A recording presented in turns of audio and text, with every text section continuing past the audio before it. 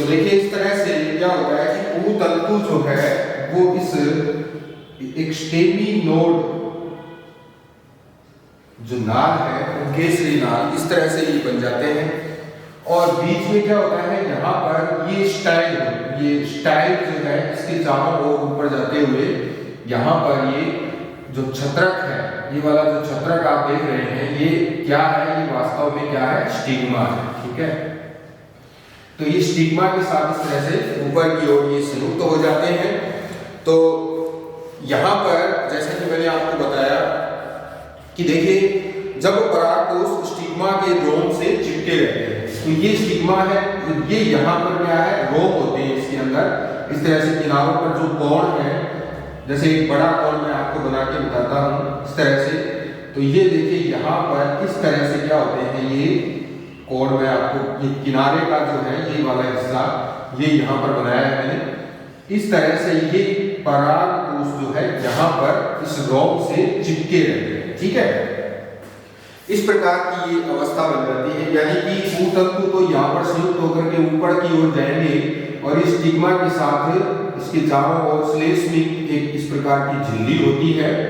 इस झिल्ली के साथ साथ ये लगे रहते हैं और जो परागकोश है उस तरह से किनारों पर जो ये कोण है, इन कोणों पर इस तरह से जो रोम होते हैं उन रोम पर ये परागकोश लगे रहते हैं। ये परागकोश है। ठीक है, इस प्रकार के परागकोश इसमें पाए जाते हैं। तो देखिए ये रोम जो है उनसे क्या होता है कि जो श्लेष्मिक पदार्थ है उसकी वृद्धि हो जाती है। यहाँ पर ये जो श्लेष्मिक पदार्थ आप चारों तरफ या इसके अंदर की ओर भी है, तो ये जो देख सकते हैं ये इस रोमों से ही उत्पन्न हुए हैं।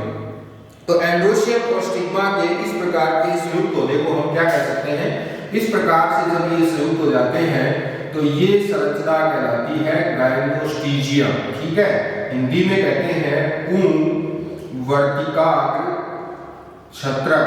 ठीक है, इसको हम कहते हैं वर्तिकाग्र छत्रक कहते हैं, गाइनोस्टिजियम। तो परागकोशों के पार्श्वों में क्या पाए जाते हैं, सींगनुमा पंख पाए जाते हैं और शीर्ष पर झिल्ली जैसे उपांग भी होते हैं। और ये सींगनुमा पंख स्टिग्मा के पांचों कोनों पर एक दूसरे के सम्मुख और सीधी रेखा में पाए जाते हैं। तो सीधी रेखा में एक दूसरे के सम्मुख और सीधा रेखा छिद्र भी बनाते हैं। और जो परागकोशों की झिल्लियां हैं वो स्टिग्मा के परिधीय भाग को ढककर ऊपर की ओर ढकी हुई रहती है। तो देखिए इस प्रकार से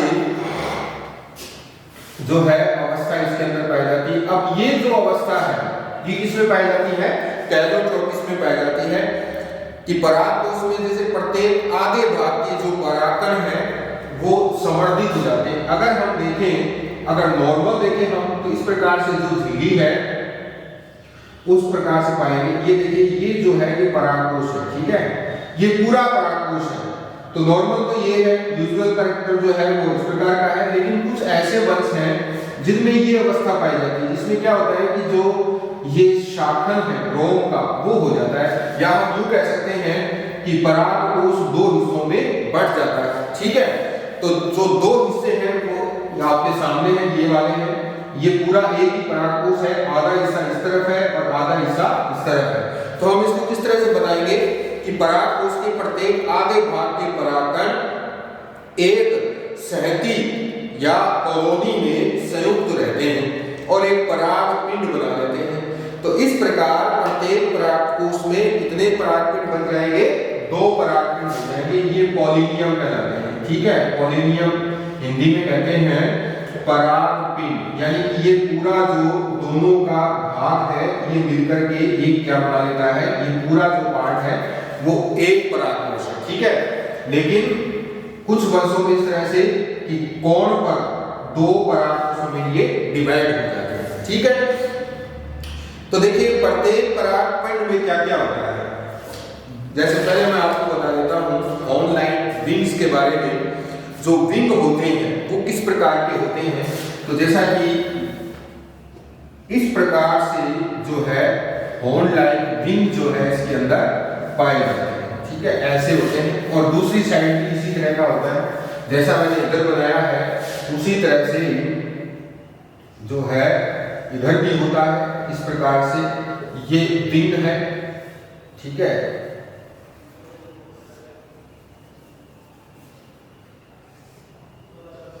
ऐसे, ठीक है। ये वाला आपके सामने जो संरचना है ये ठीक हूबहू संरचना किसमें पाई जाती है?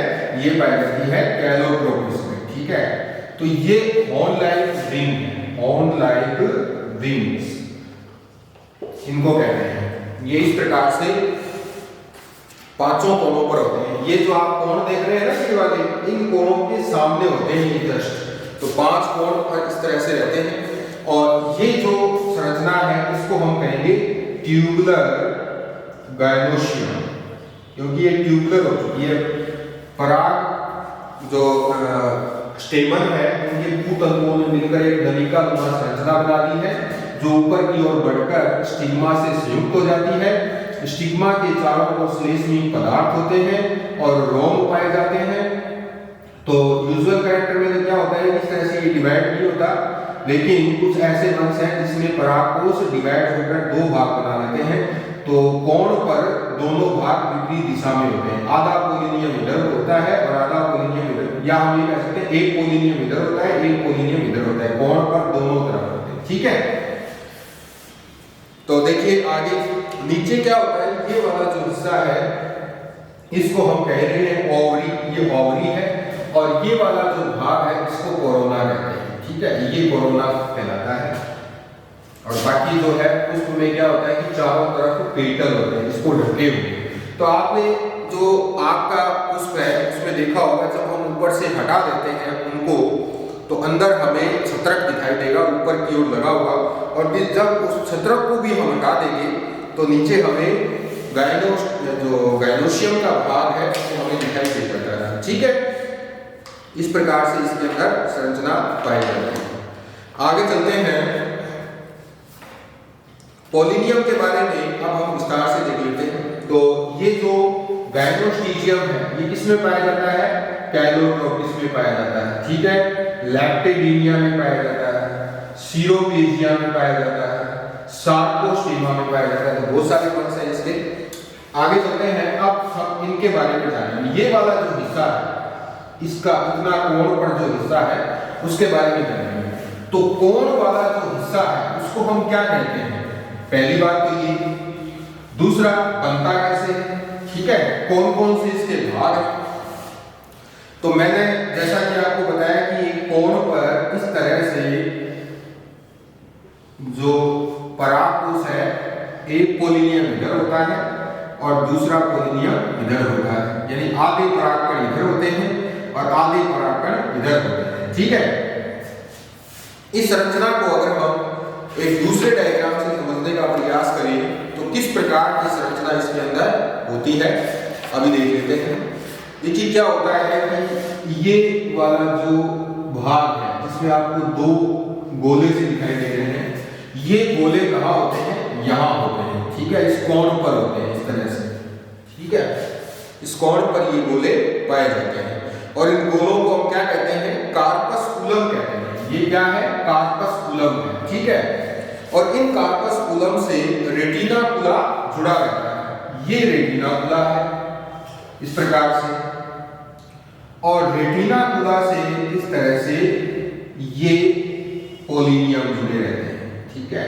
ये पोलिनियम, ये पूरी संरचना जो है उसको हम क्या कहते हैं? ट्रांसलेटर कहते हैं। क्या कहते हैं? ट्रांसलेटर, यानी तीनों भाग मिलकर ये वाला, इसको हम कहते हैं कार्पस कुलम, ये होता है रेटिना कुला, और ये होता है पोलिनियम, ठीक है। ये तीनों भाग मिलकर क्या कहलाते हैं? ट्रांसलेटर कहलाते हैं, ठीक है। स्थानांतरक, हिंदी में क्या कहते हैं? स्थानांतरक कहलाते हैं। तो आधे परागकण तो ये रहे इधर इस पोलिनियम में और आधे परागकण इस तरफ रहे, और ये सारी संरचना यहाँ पर इस कोण पर होती है। जो ऊपर छत्रक होता है इस तरह से पांचों तंतु जो है और उसके परागकोश इस तरह से डिवाइड हो जाते हैं 2 परागपिंडों में और कोणों पर व्यवस्थित रहते हैं, ठीक है। तो देखिए प्रत्येक परागकोश में दो परागपिंड बनते हैं, पहली बात तो ये। और प्रत्येक परागपिंड एक धागेनुमा संरचना से लटका रहता है, जुड़ा रहता है। ये धागेनुमा संरचना क्या कहलाती है? रेटिनाकुला कहलाती है, ठीक है। और एक द्विपादी संरचना से ये रेटिनाकुला दोनों जुड़े रहते हैं। ये है वो द्विपादी संरचना जिसमें दो पादियां दिखाई दे रही है आपको, इसको हम कहते हैं कार्पस्कुलम, ठीक है। और संपूर्ण संरचना जिसमें कार्पस्कुलम, रेटिनाकुला और पोलिनियम तीनों होते हैं, ये तीनों संपूर्ण संरचना, इसको हम क्या कहेंगे? स्थानांतरक कहते हैं, ट्रांसलेटर कहते हैं। तो इस प्रकार से तो ये तो इसमें है बात। अब आगे चलते हैं गैनोशियम। ये परागकोश की जो संरचना है उसको आप अच्छी तरह से याद रखेंगे। यहाँ पर कौन कौन से एक डेढ़ नंबर के क्वेश्चन कौन कौन से बनते हैं देखिए। गायनोस्टीजियम क्या है? पहला क्वेश्चन तो ये, ठीक है। पोलिनियम क्या है? दूसरा क्वेश्चन ये। तीसरा ट्रांसलेटर क्या है? ठीक है। कार्पस्कुलम क्या है? और रेटिनाकुला क्या है? ये इसके सारे क्वेश्चन हैं। और कोरोनाइन, कोरोना क्या है? तो ये डेढ़ नंबर के क्वेश्चन देखिए। यहाँ इतनी सी ही बात से निकल कर आ जाते हैं। तो डायग्राम भी पूछ सकते हैं आपसे, जैसे गायनोस्टीजियम का डायग्राम पूछ लिया, ट्रांसलेटर का डायग्राम बहुत बार पूछा जा सकता है, ठीक है। तो ट्रांसलेटर में आपको याद रखना है कि रेटिनाकुला, कार्पस्कुलम और पोलिनियम ये तीनों मिलकर क्या बनाते हैं? ट्रांसलेटर बनाते हैं, जैसे कि अभी मैंने आपको डायग्राम से समझाया भी है। आगे चलते हैं गायनोशियम में। गायनोशियम में देखिए बाइकार्पिलेरी अवस्था होती है। बाइकार्पिलेरी यानी द्विअंडी अवस्था है। और द्विअंडी अवस्था के साथ एपोकार्पस, मार्जिनल प्लेसेंटेशन होते हैं। एपोकार्पस, मार्जिनल प्लेसेंटेशन सीमांतीय बीजाणुविन्यास के अंदर पाया जाता है। एपोकार्पस का मतलब होता है व्युक्त अंडकी, यानी अंडक जो है वो अलग अलग होते हैं। अंडाशय कितने होते हैं? दो अंडाशय होते हैं, 2 ओवरी होते हैं, ठीक है। अंडाशय 2 है और 2 ही क्या पाई जाती हैं? वर्तिकाएं हैं, स्टाइल। स्टाइल में कितनी है? 2 है, ठीक है। लेकिन स्टिग्मा एक ही है। स्टिग्मा गायनोस्टीजियम के रूप में होती है, हम उसे कह सकते हैं गायनोस्टीजियम, ठीक है। तो देखिए इस तरह से अगर हम इसकी टीएस बनाएंगे, मान लो कि हम अंडाशय अगर बनाएंगे तो किस प्रकार से अंडाशय की टीएस होगी, तो देखते हैं अभी।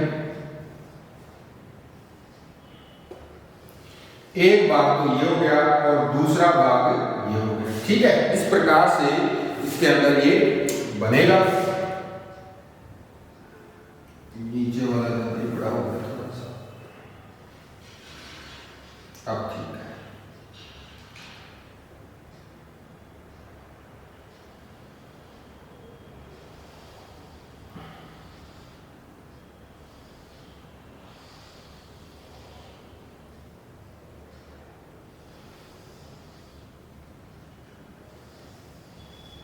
ये है इसके अंदर जो आपको दिखाई दे रहे हैं ये क्या है, और यहां पर इस तरह से ओवरी की टीएस कंप्लीट हो जाती है।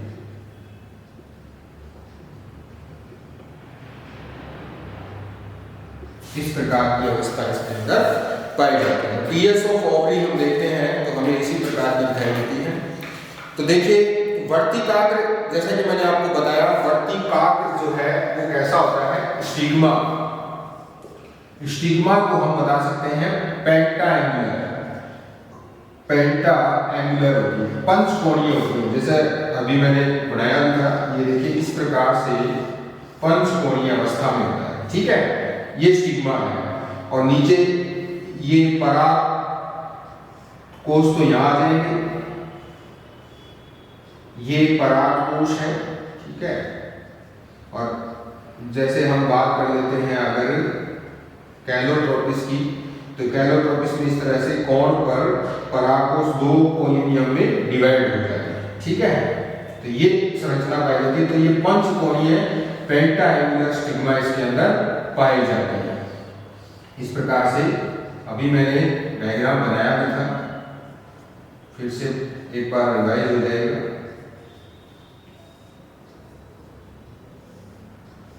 ऐसे, ठीक है। इस प्रकार से आगे चलते हैं। दोनों वर्तिकाओं को जोड़ने वाली जो है संरचना वो क्या कहलाती है? वो कहलाती है स्टिग्मा। यानी दो वर्तिका जो होगी वो भी यहाँ पर जुड़ जाती है, ठीक है। दोनों को जोड़ करके और उनके लिए संयुक्त रूप से एक ही स्टिग्मा बन जाएगी। दोनों स्टाइल के लिए एक ही स्टिग्मा बन जाएगी। या हम ये कह सकते हैं कि ऊपर की ओर अगर नीचे स्टाइल दो है, अलग अलग है, इधर की ये है, इधर की ये है, ठीक है। अंडाशय इस प्रकार का इसके अंदर होता ही है। तो ये ऊपर की ओर जाकर के स्टिग्मा दो होनी चाहिए, परंतु ये दोनों संयुक्त होकर के एक ही पेप्टाइडुलर स्टिग्मा का निर्माण कर देती है। ओवरी हाइपोगाइनस होती है या सुपीरियर होती है। ओवरी कैसी होती है? सुपीरियर होती है। आगे चलते हैं फ्रूट में। फ्रूट कैसा होता है? फ्रूट देखिए इनमें एटेरियोस ऑफ फॉलिकल होते हैं। एटेरियोस ऑफ फॉलिकल, फॉलिकलों का पुंज होता है, ठीक है। फॉलिकलों का क्या होता है? पुंज होता है। तो जो इसके अंदर फ्रूट है, जब हम उसको तोड़ते हैं तब हमें इस तरह से पुंज के रूप में, फॉलिकल के रूप में ये पाए जाते हैं। पोलिनेशन में इंसेक्ट द्वारा होता है, यानी कीटों द्वारा पोलिनेशन होता है। और फ्लोरल फॉर्मूला देखें हम किस तरह से होगा, तो BR होता है और BRL2, यानी कि इसके अंदर सहपत्रिकाएं भी हैं। त्रिज्या सममित होगा, उसको द्विलिंगी होगा, इस तरह से द्विलिंगी हो जाता है। कैलिक्स में 5 भाग, कोरोला में 5 भाग, एंड्रोशियम में 5 भाग, गाइनोशियम में द्विअंडीय अवस्था, लेकिन कैसी है? व्युत्तंडीय अवस्था है। इसलिए और स्टिग्मा और इनका आपस में कनेक्शन होता है, तो ये वाला इससे जुड़ा रहता है, ये वाला इससे जुड़ा रहता है, ठीक है। तो इस प्रकार से ये जुड़े रहते हैं और ये संयुक्त होते हैं, क्योंकि एंड्रोशियम में उसके भूतंतु संयुक्त हो जाते हैं और कोरोला भी संयुक्त होता है, ठीक है। तो ये देखिए इसके अंदर इसका पुष्प सूत्र हो जाएगा। तो जब हम ब्रैकेट में इनको रखते हैं तब ये हो जाता है, मतलब जुड़ा हुआ। और अगर ब्रैकेट फ्री है तो ये अलग अलग होते हैं। तो यहाँ पर दो अंडक हैं, ये एपोकार्पस अवस्था में, इसीलिए ब्रैकेट में नहीं है। आगे चलते हैं फ्लोवर।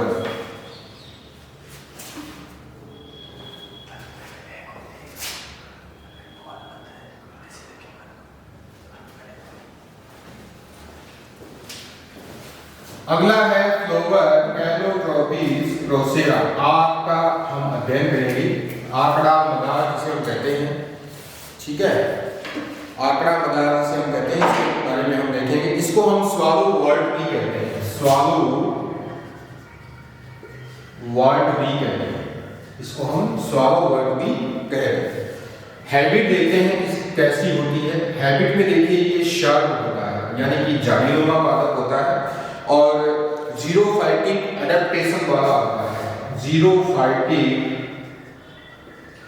एडेप्टेशन यानी मरुत विधि अनुकूलन इनके अंदर पाए जाते हैं। रूट इनमें टेप रूट होती है, टेप रूट इनके अंदर पाई जाती है। इसके बाद स्टेम देखिए कैसा होता है। स्टेम इनमें होता है इरेक्ट, सीधा होता है, शाखित होता है, ब्रांच्ड होता है।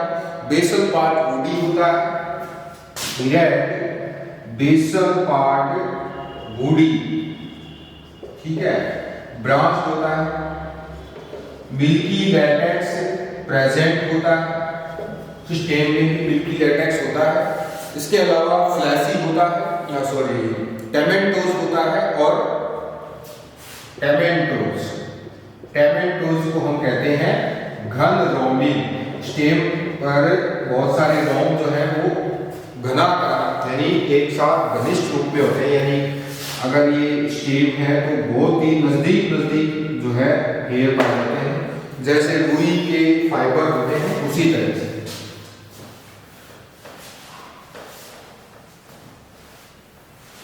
तो डायरेक्ट हम डायग्राम में बना लेते हैं। देखिए कैलोट्रोपिस प्रोसेरा में पुष्प क्रम कैसा है? पुष्प क्रम इनमें छत्रक प्रकार का होता है। ठीक है, तो देख लेते हैं। ये है इसका प्लांट हैबिट, इस प्रकार की इनके अंदर होती है। पत्तियां जो है वो इलेप्टिकल होती हैं, यानी दीर्घवर्तीय होती है। कैसी होती है? दीर्घवर्तीय होती है, इस प्रकार से। और सम्मुख क्रोशित होती है। सम्मुख क्रोशित, एक दूसरे की क्या होती है? ये सामने होती है। ठीक है, तो हो जाती है सम्मुख, लेकिन ऊपर वाली नोड की पत्तियां, यानी ये वाली जो पत्तियां हैं ऊपर वाली, ये नीचे वाली नोड की पत्तियों के साथ क्या बनाती है? नीचे वाली नोड की पत्तियों के साथ ये क्रॉस बनाती है। ठीक है, तो आप देख सकते हैं कि ये हम यहां रखेंगे इस तरह से, तो ये क्रॉस हो जाएगा दोनों ही नोड की पत्तियों का। इस प्रकार की पत्ती जो है वो कैलोट्रोपिस आंख में पाई जाती है।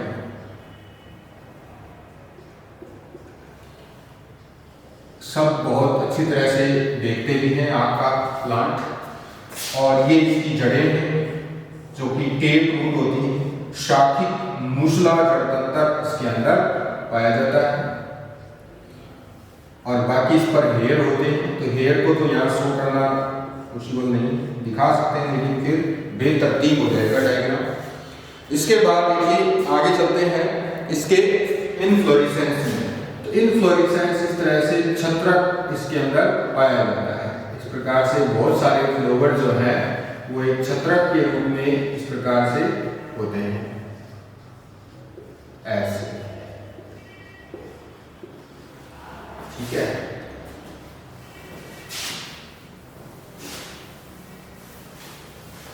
तो ये तो हो जाता है अम्बेल शाइन इनफ्लोरेसेंस। ठीक है, ये हो जाती है लीफ। ये है लीफ एपेक्स, और ये कैसा है? एक्यूट है। ठीक है, ये है मार्जिन। तो मार्जिन भी कैसा है? ये जो मार्जिन है ये कैसा है? एंटायर है, कटा फटा नहीं है। हेयर होते ही है इन पर। ठीक है, और ये रिब है, मिड रिब जिसे हम कहते हैं, मिड रिब। तो इसमें एस्टिकेशन कैसा हो जाता है? यूनिकोस्टेट रेटिकुलेट इनके अंदर, यानी एक सिलियर जाने का वक्त इनके अंदर पाया जाता है। ये इसका स्टेम है और ये इसकी रूट है। ठीक है, अब एक एक करके हम छोटे छोटे ही बना लेते हैं डायग्राम। ये इसके अंदर ट्रांसलेटर होता है इस प्रकार से।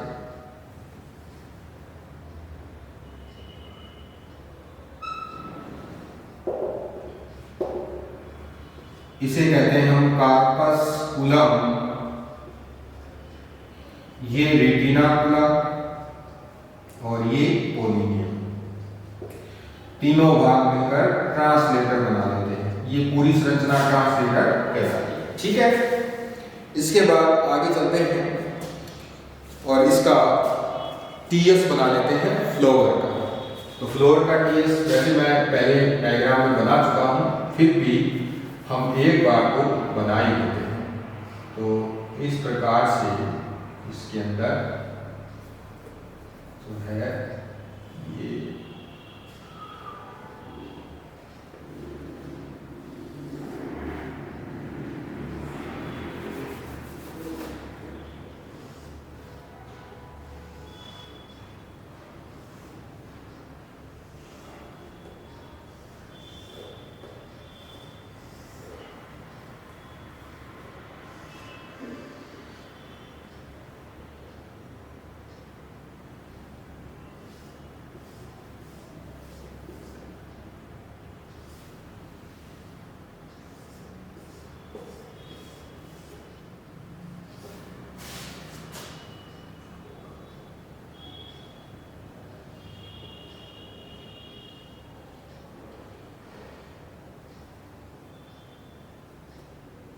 ये कोण है और इन कोणों पर ये क्या लगे रहते हैं, ये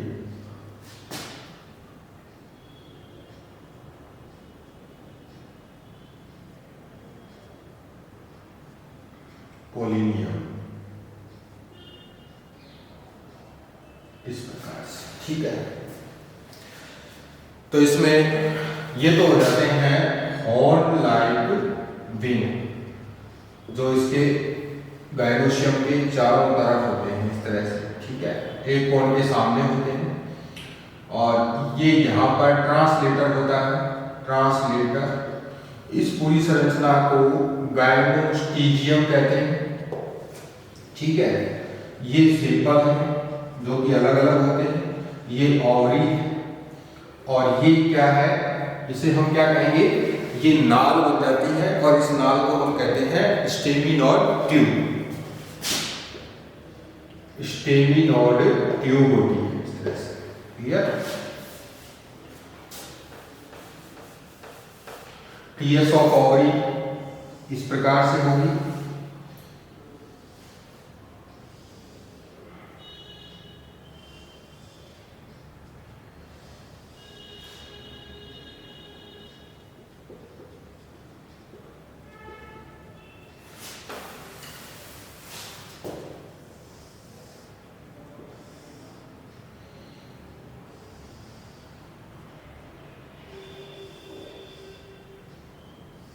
ये टीएस ऑफ ओवरी।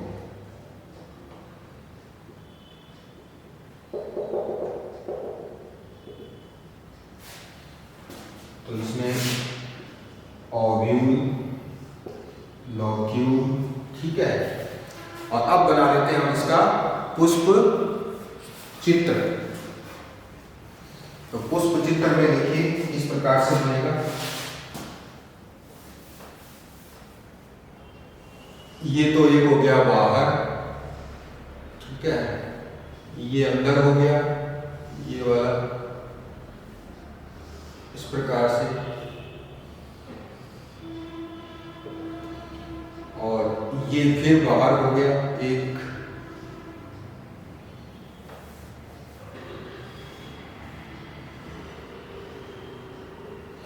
और ये ट्विस्टेड हो गया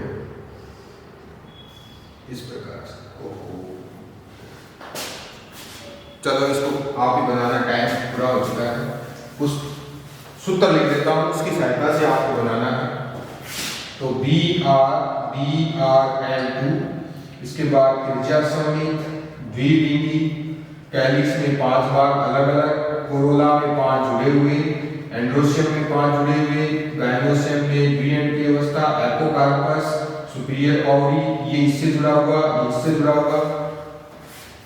अपने आप बनाओगे, आपको सब चित्र, ठीक है, अभ्यास करोगे अच्छी तरह से।